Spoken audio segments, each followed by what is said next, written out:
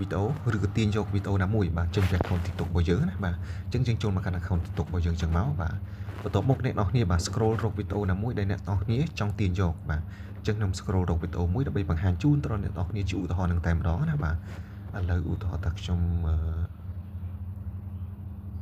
បាទឧទាហរណ៍ថាឥឡូវខ្ញុំចង់បាន video មួយនេះចុះណាបាទអញ្ចឹងបន្ទាប់មកអ្នកនរគ្នាបាទមើលមកខាងក្រោមអ្នកនរគ្នាចុចសញ្ញា share ដែលសញ្ញាព្រួយហ្នឹងណាបាទយើងចុចសញ្ញា share ហ្នឹងមកបាទបន្ទាប់មកអ្នកនរគ្នាមើលមកខាងក្រោមអ្នកនរគ្នារកពាក្យថា copy link បាទដែលមានរូបរាងដូចបញ្ចូលខ្ទស់ហ្នឹងណាបាទយើងចុចលើវាអញ្ចឹងមក copy link មកអញ្ចឹងយើងបាន copy link នៃ video ហ្នឹងណាបាទអញ្ចឹងយើងចុចថយវាអស់មកបាទយើងចុចថយវាបាទបន្ទាប់ពីអ្នកនរគ្នាចុចថយអ្នកនរគ្នាចូលមកកាន់ជ្រោមណាបាទ Google Chrome អ្នកនរចុចលើវានេះមកបាទហើយយើងចុចពាក្យថាជ្រោមហើយបន្ទាប់មកអ្នកនរគ្នាចុចលើ select លើ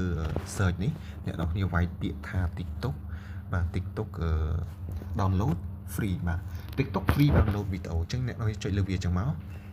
បាទបន្ទាប់មកអ្នកនរគ្នាបាទវាបង្ហាញនៅទម្រង់បែបនេះអ្នកនរគ្នាមើលខាងលើគេណាគេដាក់ថា save TikTok បាទ download TikTok video without watermark for free អញ្ចឹងអ្នកនរចុចលើវាអញ្ចឹងមក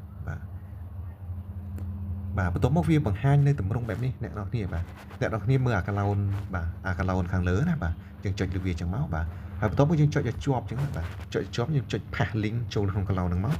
បាទបន្ទាប់ពីអ្នកនរគ្នា pass បាទ pass ហើយអ្នកនរគ្នាចុចពាក្យថា download ហ្នឹងណាបាទខាងក្រោមវានេះពណ៌ខៀវហ្នឹងយើងចុចឲ្យជាប់អញ្ចឹងមកបាទហើយអ្នកនរគ្នាសូមរងចាំតិចណាបាទដោយសារវាកំពុងតែដំណើរការអញ្ចឹងវាបង្ហាញនៅទម្រង់បែបនេះអ្នកនរគ្នាបាទវាបង្ហាញនៅ4ចំណុចខាងក្រោមនេះគេដាក់ download MP4 មួយdownload MP4 HD អញ្ចឹងអ្នកនរគ្នាឆ្លាញ់ចង់យកកម្រិតមួយណាបងប្អូនចុច select លើហ្នឹងបាទអញ្ចឹងឧទាហរណ៍លើខ្ញុំចង់បាន download MP4 HD បាទដើម្បីឲ្យគុណភាពវីដេអូហ្នឹងវាច្បាស់អញ្ចឹងណាបាទអញ្ចឹងខ្ញុំចុចលើវាអញ្ចឹងបាទបន្ទាប់ពីអ្នកនរចុចលើវាអញ្ចឹងហើយអ្នកនរគ្នាបាទមើលមកខាងលើយើងឃ្លុបបិទពាណិជ្ជកម្មវាសិនណាបាទ